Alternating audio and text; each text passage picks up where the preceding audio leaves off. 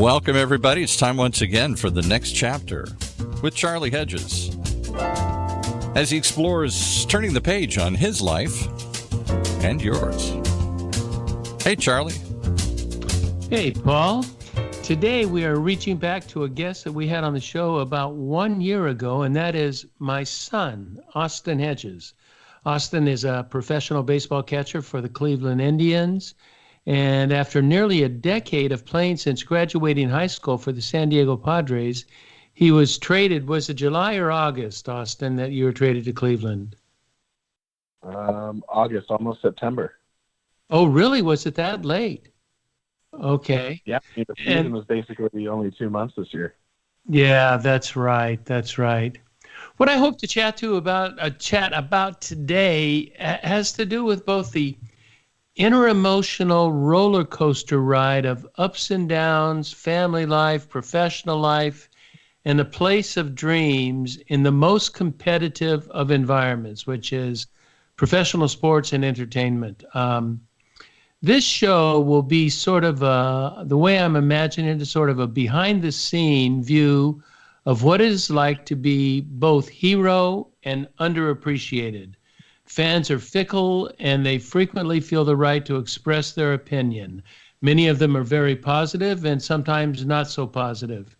And in addition, I want to get into a look at what is life during the season, which is close to half a year or maybe a little bit more than half a year, and life during the off season. So I would like baseball fans to understand what life is like for a baseball player in real life.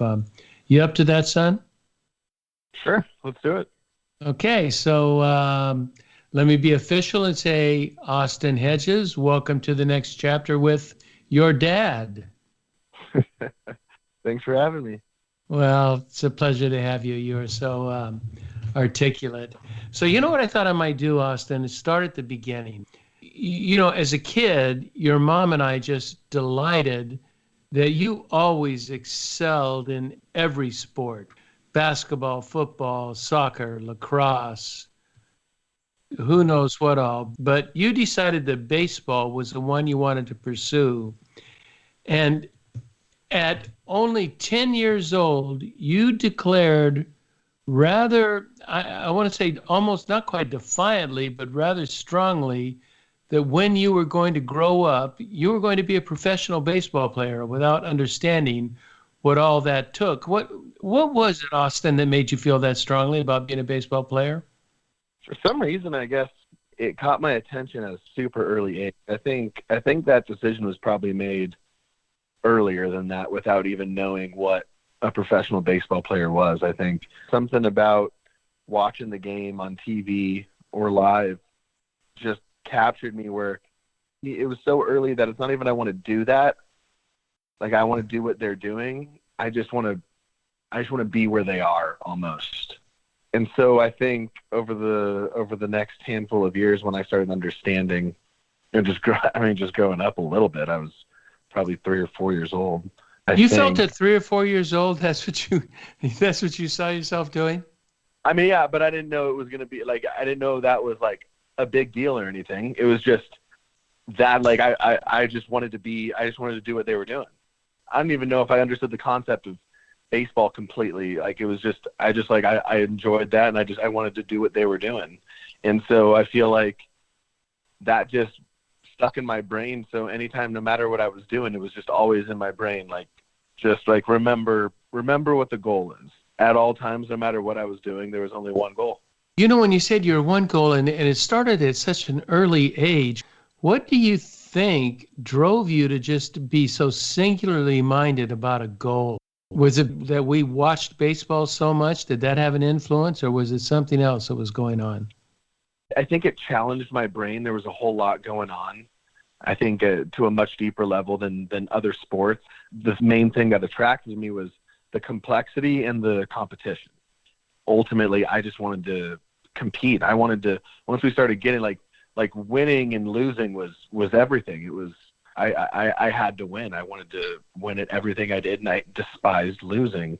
And baseball offered that on every game has a, you win or you lose. And there was nothing there's nothing better than going out and winning a baseball game. There's nothing worse than going out and losing it. And the beauty of both of them is the winning makes you want some more, and the losing makes you never want to experience that again. So you got to make sure you don't lose anymore. It's interesting you would say that. I remember quite a few years ago, I was listening to an interview with Joe Montana. And Joe Montana says, your highest level athletes are not driven by the desire to win. They're driven by the hatred of losing. Does that resonate with you at all? Yeah, it's for sure both, no doubt. I'm not sure it's the healthiest way to go about it. Maybe before I used to probably hate to lose more than I love to win.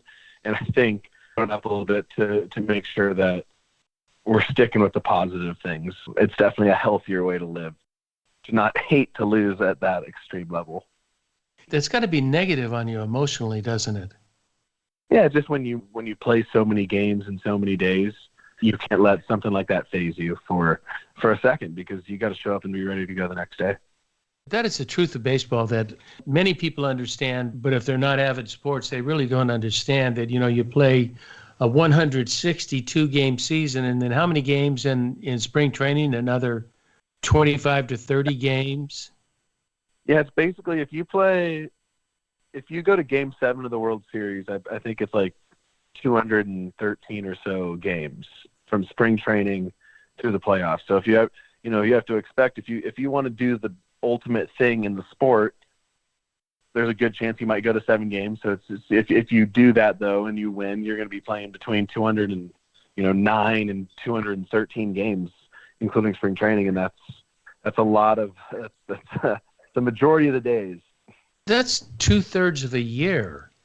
You have 2 to 3 day off days, 2 to 3 days of off days at most. Yeah, that's one of the other special things of our sport is that it's a grind, and the best in the game are able to show up on a daily basis and not let the toll affect them. And I'm constantly impressed with guys that can do that, because it's extremely hard, mostly mentally, to be locked in on a daily basis. You would really like a day off, but if you don't get that day off and you got to keep going, you got to make sure you're locked in, and that is definitely something the best do. I sort of think of baseball and golf are just so mental. You've got to be into the game just 100% of the time, especially as a catcher. You have no relief except for maybe a few at-bats in the dugout, but then in the dugout when your team is batting, you're studying charts and talking with pitchers. You're never off. It's a blessing and it's a curse, because it's difficult to stay locked in 100% of the time. It's just, it's something that's very hard to do, but at the same time, it does help me not think about at bats. I have to be locked in. In a way, it's a nice thing for me to have, because I got to lock in. I got to make sure I'm calling the right pitch, because if I don't, then I'm impacting the pitcher and his ERA and his career and the team and our record and everything. I mean, that's a really selfish thing to do. So it kind of does help take your mind off of what's happened in the past and kind of flush it and move on. Yeah, in a catcher, make no mistake, everybody is on the field, is into every pitch. They're watching the signals, they're watching what's going on, but they're not in the decision-making process that a catcher has to be on, because for a large part, pitchers get credit for, they threw a great curve, but that was really the catcher that called that curve, was it not? Well, I mean, the pitcher's got to execute the pitch. And honestly, one of the things I try and remind the pitchers, basically any pitch executed is always the right pitch. So I don't really care if you shake, if you want to call anything. If you execute a pitch, a good pitch, the numbers say that you should have a very high success rate or a good chance of getting the hitter out, or a swing and a miss or weak contact, something like that, which is really all we're trying to do. So it's more so one of the things, other than what the right pitch is or the wrong pitch is to get the hitter out. A lot of times with game calling, you need to throw a pitch to help the pitcher get some confidence where they might be struggling with a certain pitch. A lot of times when guys are throwing, when they get erratic with their fastball, it's actually wise to throw a breaking ball just to have them feel something a little bit different. It usually helps them get a little bit more extended, and really anything else just to get their mind off of continuing to throw fastballs that aren't executed. And a lot of times after they throw that, say they throw a slider, a lot of times it's a slider for a strike, and then they come back with another fastball, and it's a lot more executed. So there's definitely more nuances to just simply trying to get the hitter out, because when it's all said and done, it's all about your pitcher. So if it's all about your pitcher, on a catcher, it would seem to me that it's very important for a catcher to do two things. One is to constantly encourage that pitcher and make that pitcher feel strong, make that pitcher feel confident that he can make the out. But that requires you're being a shrink, you're being a therapist behind the plate, because every pitcher has a different personality, and every pitcher is motivated by some different strategy or different kind of talk or different kind of call. You have to know deeply a dozen guys. Yeah, that's something I do try and talk about a lot, because I think the number one thing on the totem pole of catching, I think, physically it starts with receiving, then blocking, then throwing, and there's a couple others that just based off of, I guess, things that happen. You catch more pitches than you block, and you block more pitches than you attempt to throw guys out. So that's the totem pole for the physical side. But then the things that are actually above that are the game calling, and the relationship with your pitcher is always number one. And where that starts is in the clubhouse and off the field. Ideally, you don't necessarily have to have a relationship off the field. You just have completely no common interests. But ideally, you have somewhat of a relationship off the field. No matter what, have an excellent relationship at the field. And I just take a lot of pride in making sure that all my teammates, but I think my pitchers specifically, know that they have a relationship with me where they can come and talk to me, and I can talk to them at any point, and there's nothing that we don't know or aren't prepared for going into a game. And if we're not on the same page, it's an easy discussion. It's an easy conversation. We can make adjustments quicker. And then once that happens and they understand how much I care about them, just trying to get them to have good numbers and help the team win too, then once we're on the field, the trust factor is already there. So they trust me as a person, which is ultimately just all we are. We're just a couple human beings playing catch with a baseball ultimately. And when he trusts me back there, then he has confidence to then trust me maybe more with game calling, and he can just focus on executing pitches. It's a very difficult thing that not many pitchers can do, is to call their own game and then still execute at a high level. I'm just kind of trying to take the burden off of them to let them just execute their talent and execute the reason they are in the big leagues with what they can do with their arm. So absolutely, I definitely have to be part-time therapist, psychologist, whatever that's got to be, just to make sure I have a good relationship with them. And, you can see that with certain pitchers that I know of, and I'm sure you know more, but, Clayton Kershaw has his catcher. Garrett Cole has his catcher that is not always the starting catcher for the team, but they're the ones that they click. They understand each other. Clayton and Garrett will feel much more comfortable throwing to these individuals than to another catcher. Is that not correct? Yeah, that sometimes is the case with the big dogs, the aces of teams, where a lot of times it's with weaker offensive catchers. They're basically assuming they don't need as much offense for the game to make sure their starting pitcher is extremely comfortable. And, it's more for just a defensive strategy. It might be a weaker offensive guy that they just want the pitcher to be comfortable. So knowing he's going to go out and give up, 0, 1, or 2 runs. Yeah, and then you win games. I kind of want to go back when you were a kid and you were thinking that you wanted to be a baseball player. Did you have any idea how virtually impossible that was? That, the odds of you becoming a professional baseball player were really more than remote? I was aware of the numbers my whole life, and it was almost like more motivation, because it's like, oh, that's going to be really cool when I can say I'm a part of that tiny percent of baseball players that just make it to the big leagues. And, it's definitely something that I try and look back on as often as possible. Just, I guess, humble myself, was that my goal was always just to make it to the big leagues. And now that I've made it, I need to remind myself that along with the hard work, I need to be able to enjoy myself and enjoy the ride of, the thing that I worked so hard for my whole life, just to be an experience. And it was well worth all the hard work, because just the experience of being in the big leagues, just in the small period of time I've been there, is is an experience that it's tough to put into words. What do you look forward to most as a player on a baseball team? Is it the plane? Is it the clubhouse? Is it the strategy? Is it the watching film, all of the preparation? Is it the beers after the game? What do you look forward to? Every single one of those, every single day. They're all the highlight of my day. When I'm doing all those things you said, I promise you I got a smile on my face while I'm doing all those. So whether it's in the film room, I got a smile on my face because that's where I do my work and that's where I do all my digging. That I think is something that can set you really against somebody else in a good way. How much time before a game do you spend in the film room? The film room on day one of the series is a long time. Luckily, over the course of my career, I've figured out how to kind of speed that process up a little bit. It used to be upwards of 3 hours. Now it's probably about an hour and a half on day one of the series, and then probably about 45 minutes to an hour on the other days. And what are you looking for? Are you looking for everything about the other team, or are you looking at your team as well? I ideally have been given a bunch of information already from the advanced scouting team. They'll even have the specific video to show.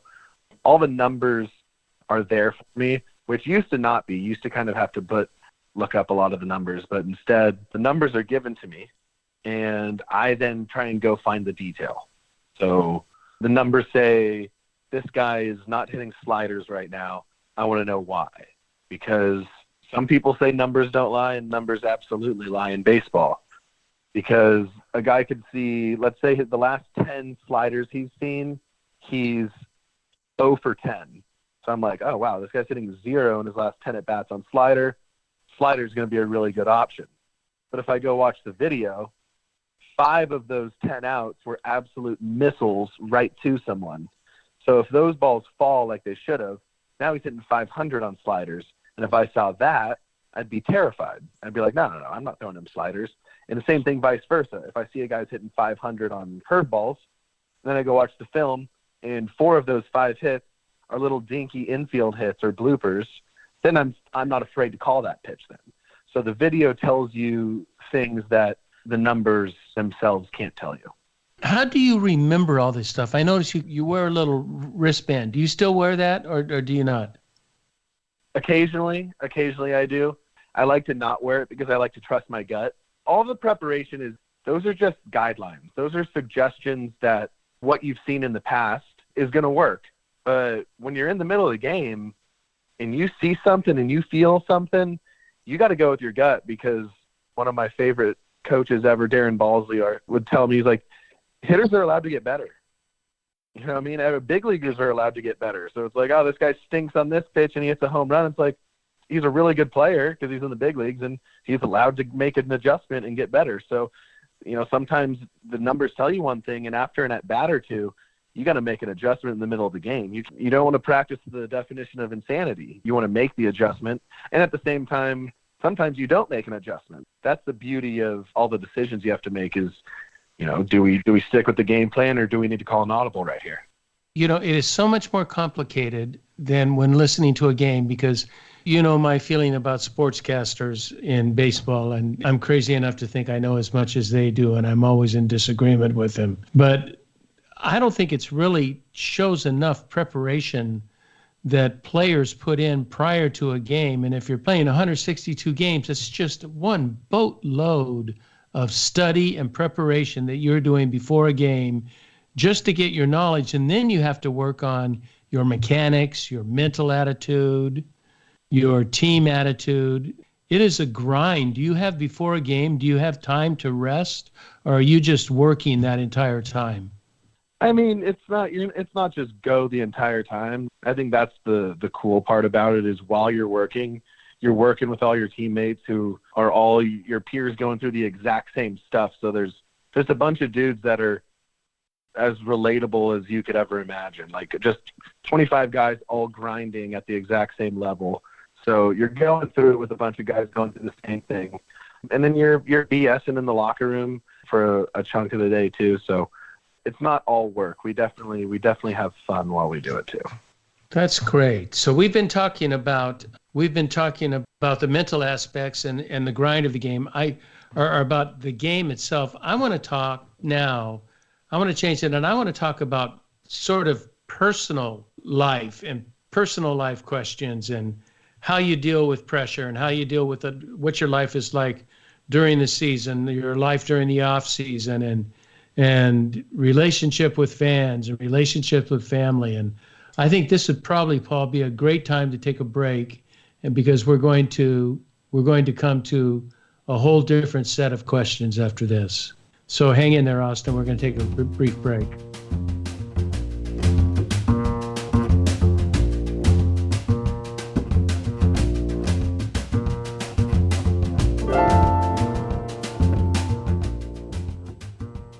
Hi, this is Charlie Hedges, and you're listening to The Next Chapter with Charlie. And today I'm talking to my all-time favorite guest, Austin Hedges, who's a catcher for the Cleveland Indians. And we are talking, I'm titling it, I may title it differently once it's published, but I'm thinking The Unknown or Secret Life of a Professional Athlete, sort of information that the public doesn't get via media or via, well, any kind of media, whether it's written or microphoned.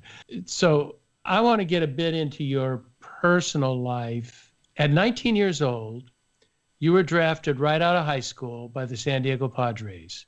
So as a 19-year-old, you moved from California with your family to Indianapolis and moved for the first time living on your own. You left continual support, parental support, team support, and you moved into a very competitive environment where you think everybody's a great teammate and having great fun, but everybody's fighting for a job. Everybody wants to make the big leagues. This was what's called single A. Tell me about that experience of moving from a very supportive environment to a very competitive environment. Was there a change in mental attitude in that? Not really. I was competing for so long and competing I feel like in really challenging environments my whole life. So I was on to the next competition. I was on to the next challenge. And it was definitely the hardest one I'd ever done because I had to grow up while I was doing it. First time on my own. I'm in the middle of the country where weather is now a factor. I never had to deal with the cold or severe heat before, and now I'm thrown over there, and it's freezing and snowing one game, and a few months later it's 120 degrees out. So meanwhile, just living in an apartment with another teammate, paying rent and doing grown-up stuff, and I'm 19. Just do your laundry and you lived on paper plates probably. Yeah, I'm pretty low maintenance when it comes to that. That's less cleanup. I don't think from a competition level it threw me off as much as just having to learn to connect with a bunch of dudes that were significantly older than me. There's a couple guys my age that were drafted out of high school. There's a lot of guys that were just fresh out of college, a couple years out of college. So these are 23, 24, 25-year-old guys, and I'm 19. That's a graduated college guy talking to a freshman right now. But at the same time, I think it really did help me grow up very quickly. You mentioned something about competition. Wouldn't you say that's always been one of your strongest attributes, is that you are just a competitor, that you will go out there and you do whatever it takes to win?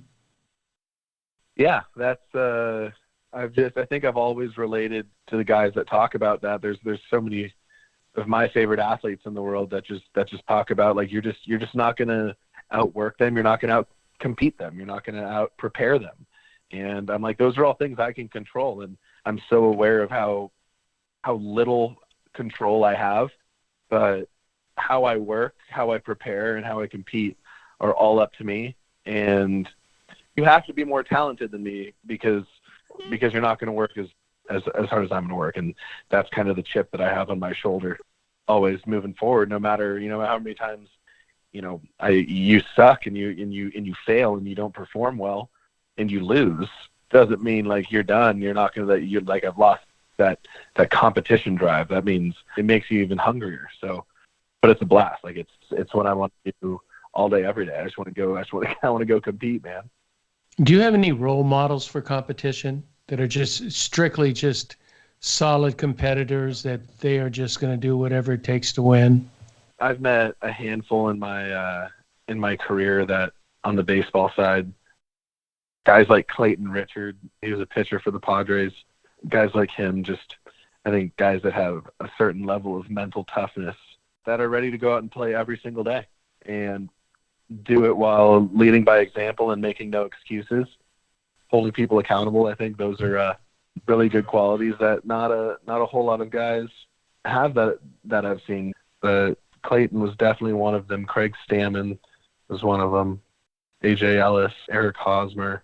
I mean, I could go on and on. I got a ton of favorite teammates, but there's definitely guys that I've played with that inspire me to be like that and, kind of pass it on to the next generation coming up.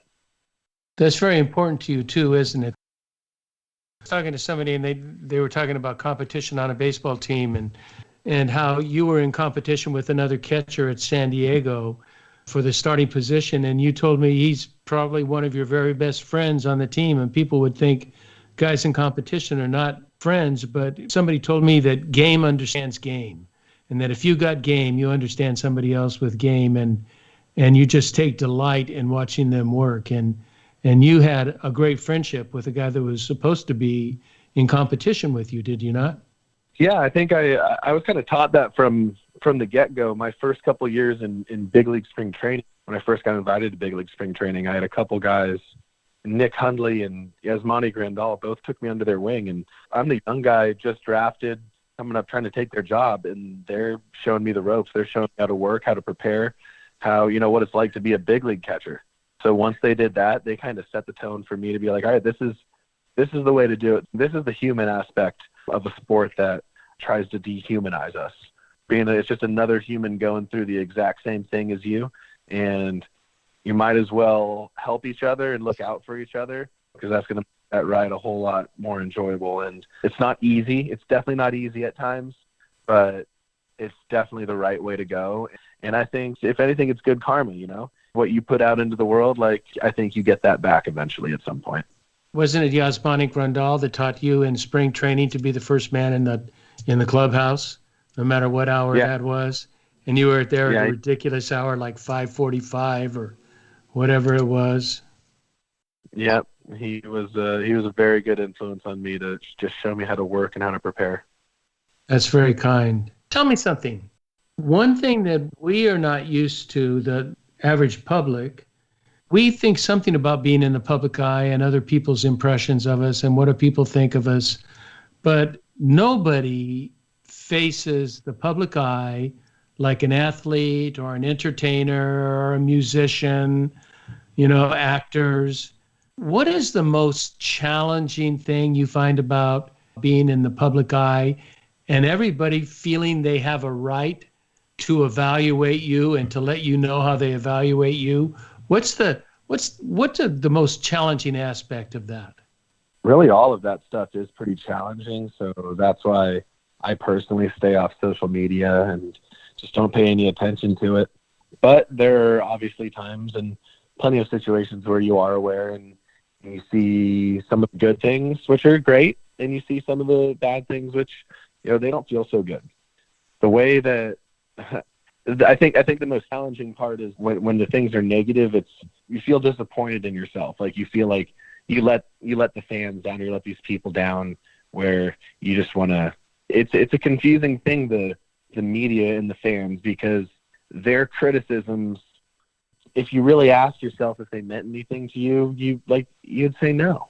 But every single one of us as a human, especially a human whose life goal was to be a performer, I guess, which I was, to go perform in front of thousands of people playing a sport. So you obviously, subconsciously at least, wanted to impress them. You want to get good press. You want to be on SportsCenter. You want people to say good things about you. But it stinks when they feel like they need to say some bad things about you. How does that impact you off field? The negative things that you said you heard, is that impactful off the field? Does that impact your family and your life? I'm sure it does impact people. It doesn't impact me in the slightest. I've had to learn that. How do you do that? Hard way. You know what it's like to be miserable at the field and away from the field. Both are a choice, but the one at home is the choice that has to be made. You can get away with being miserable at your job, still function, but you can't be miserable at home and have high quality of life. So when I was bringing my work home with me, like, then I'm just living a miserable life. So a lot of practice and a lot of experience, I through it. I've learned how to do that, and now I let my real life kind of take precedent over my business life, and I let, instead of kind of turning on and off, I just try and let who I am away from the field be present at the field too. And then when it's time to play, like, then it's time to play. But keeping it human, I guess. Life, it seems, in general, is just dehumanizing. Like, it's everyone is what they do, or is what the color of their skin or their sexuality. They're not just, it feels that way a lot in the public eye, I guess, as we're talking. It is quite dehumanizing, and so I just try and make it as human as possible. Are you at home, been married for a year, but you've been with your wife for 8 years? Is that right? You've been with Maggie for 8 years? 9 now, yeah. Nine now? Forever. More than a third of your life. That's hard to believe, isn't it? Yeah. Is there a different Austin during the season and during off season? Is there a different Austin? When I'm not being my best self, yes. When I'm being my best self, no. It's very easy to have two different parts just because there's significantly more stress just because it's the most stressful thing. And then in the off season, there's just zero stress because you don't have to do anything. I don't know. You set your own schedule. So basically, for 8 months out of the year, I'm on someone's schedule, and I think that's stressful in general. Just being on the clock, you're always on someone else's time, and then during the off season, you're on no one's time. I think one of the things that's helped is I kind of am always on the clock, and once I've kind of tried to learn this whole husband thing, I realize in off season and even during the season, I got to be on the clock for my wife and be a good husband first and foremost. And when I do that, I think it helps me be more consistent during the off season and during the season. During the season, do you find yourself being, holding your emotions close to your vest, or do you try to express your emotions to your wife, or do you keep them to yourself, and so she's kind of wondering what you like? I mean, I'm not necessarily talking about you personally because everybody is different. What do you think would be typical with players? Do you think they keep a lot of things internally closed? I think there's a little bit of everything. I've met families that tell each other absolutely everything. I've met some that are like, they know it's baseball season and they know they're kind of getting the shut-off version of a guy. So that's a personal thing. Everyone's relationship is different. But for me, I don't know, I think you try not to let the emotions of the roller coaster of the season and of life impact who you need to be in that moment and for that day. One of the things I was thinking about baseball-wise, I think about baseball-wise every now and then, and obviously think about Maggie, who, we just think the world of. She's just wonderful. That she has two different lives for sure, because during the season, you're gone a lot, and during the off season, you're around a lot. Does she have to make an adjustment of Austin not here? I've got my freedom. I can kind of do what I want to do. And then, oh my goodness, here he is 24 hours a day. Is that a switch for her? Absolutely. She definitely has to make that switch. And she's learned through successes and failures over the years too of how to cope with the massive life change every time a season starts and ends. And I think every off season's just kind of gotten a little bit better, a little bit smoother. But it's something it's not like you're going to master it, but I feel like over the years we've definitely learned how to have a functioning off season relationship. I've noticed the last couple of years, and I've really noticed it this year, your off season is very intentional. That you have times that you want to get away that are intentional, your anniversary and and Maggie's birthday comes up in November, or, came up in November, and then you plan vacations and you've got your workouts planned. It seems like your off season is very intentional, rather than just sort of loosey-goosey. There's a loosey-goosey attitude as well, but it's very intentional. Do you like that change to where you're a bit more planned and a bit more structured in the off season than you were in the beginning? Absolutely. I think just in growing up and maturing, I've realized I had to. And I used to just kind of want to go with the flow and kind of wing everything and not really know what's ahead. And I just got a lot more responsibilities now. And if those responsibilities aren't nurtured and taken care of, then you let those responsibilities down. That's not a good thing. So I've learned how to, prioritize things in my life and in doing so, you have to learn the things that aren't priorities and how to let those things go. And in doing so, it's definitely helped me focus on the right thing. That's great. I've got just 1.5 or 2 more questions. I'm thinking about, what is your observation? We are inundated with and just so immersed in popular personalities, the Kardashians, and we have views of them and the public views of them. What is your impression of public persona and a private persona? Do you think people are very different publicly than they are privately? Do you think what we're seeing when we see these people publicly, we're not seeing who they are personally? Or do you think they're rather revealing? At a certain level, it's tough to be super revealing so everyone knows everything about you. Everyone's different, but I think there definitely are a lot of people that have to put a facade on just so they can survive. I think that's okay, because your privacy is your privacy, and how you want to be perceived is a choice. I can't imagine what some people have to go through, but for me, I try and stay true to myself as much as I can. But there's definitely a point where you kind of got to put the game face on and kind of have that tunnel vision and not let any distractions phase you. What exercises or what do you do to understand, when you said the true self, the true you, what's the who you are? How do you go about determining what that is, in spite of all of this, outside of this outside influence? They're trying to tell you who you are.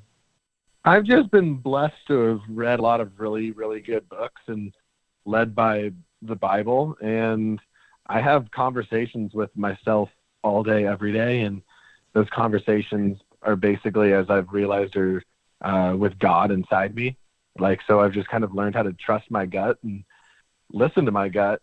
And I just kind of, to do the right thing in every single given moment is something that I think we're all aware of and capable of.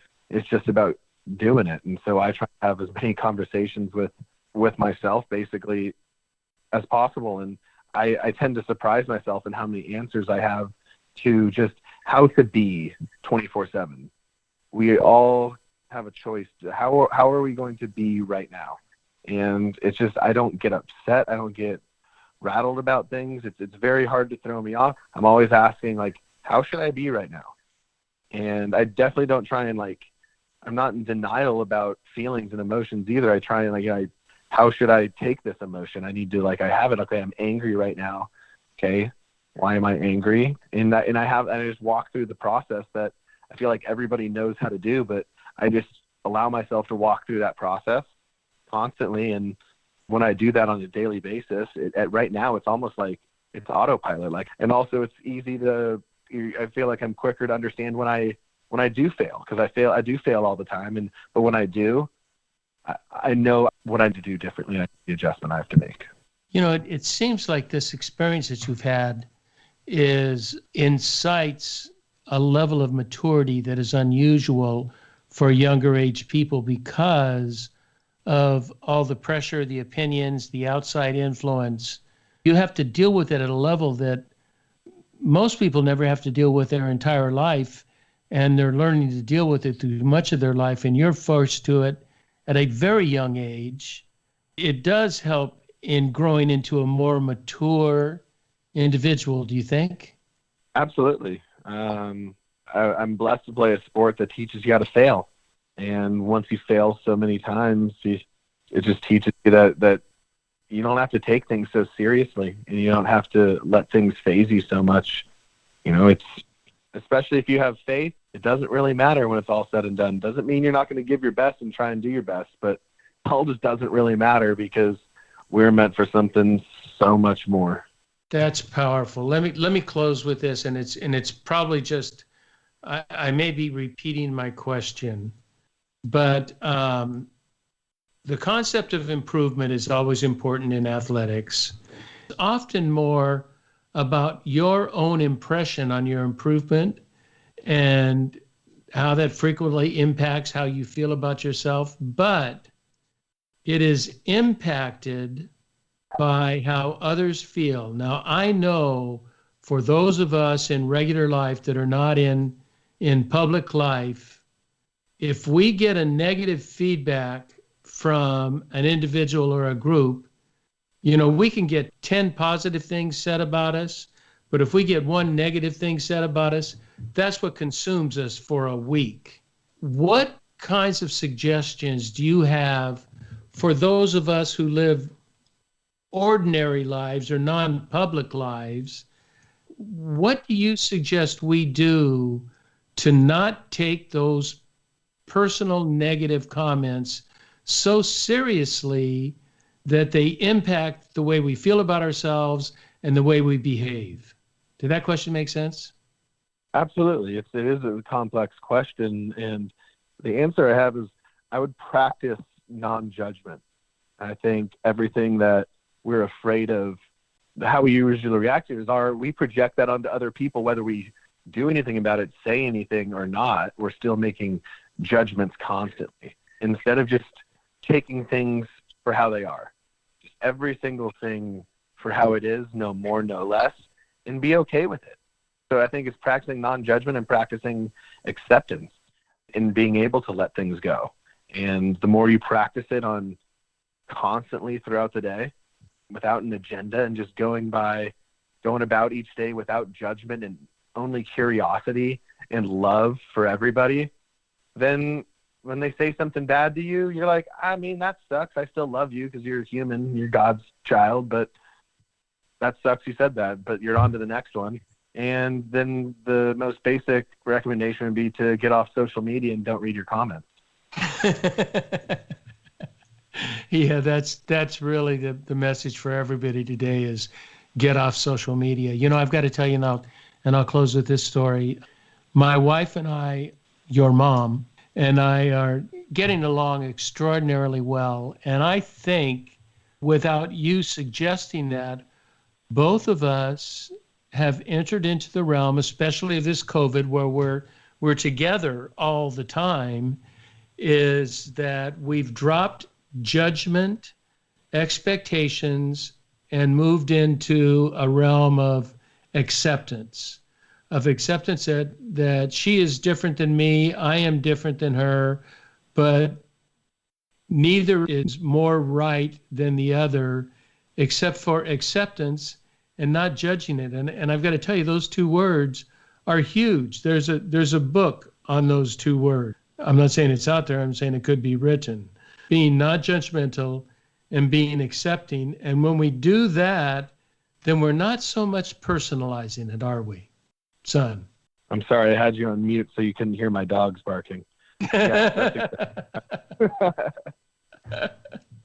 You're a Great Dane in your lab.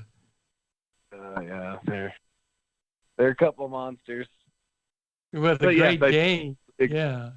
So I do agree with your non-judgmentalism and acceptance.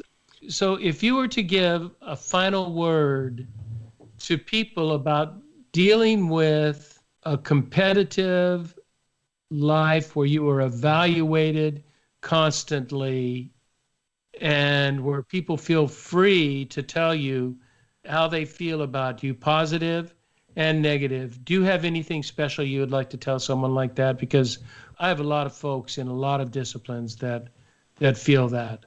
I think you just got to love everyone no matter what. I think it comes down to love. Love God, love your neighbor, love yourself. practice those things, and it sums up every single thing. If you feel a certain way, you're like, all right, what am I supposed to do? It's a negative thing, supposed to love my neighbor. All right, Jesus said so. So it's basically just, I don't know, he told us to do a couple things, and they're pretty simple. You just ask yourself if every, in each moment, did I answer that question yes or a no in all circumstances? And I think that if you stick to those things, the rest will take care of itself. Oh, I so agree, son. That is just, Jesus even said this sums up the whole Bible. If you want to read the Bible, read Matthew, is it 24? I think it's maybe Matthew 24. I'm not sure. But to the whole law and the prophets, everything is summed up in love God with all your heart, mind, and soul, love your neighbor as yourself. And that includes loving yourself. I always like to bring that does include loving yourself and feeling good about yourself. Thanks for that reminder, Austin. You got it. Okay, Austin Hedges, like always, it's your dad's pleasure to talk to you, and I'm so happy that you could find time in your relaxing time as you are playing with your dogs and enjoying your wife and enjoying your life. Thank you for tuning in with me, and good luck. I know you're going to the DMV today. Good luck at the DMV. I also want to thank our listeners for tuning into the next chapter with Charlie, and be sure to check us out at our website. And I encourage you to tell your friends about our show, the podcast, and the blog. We are gaining popularity, and we would love to include your friends. And until next, this is Charlie Hedges signing off. Bye for now.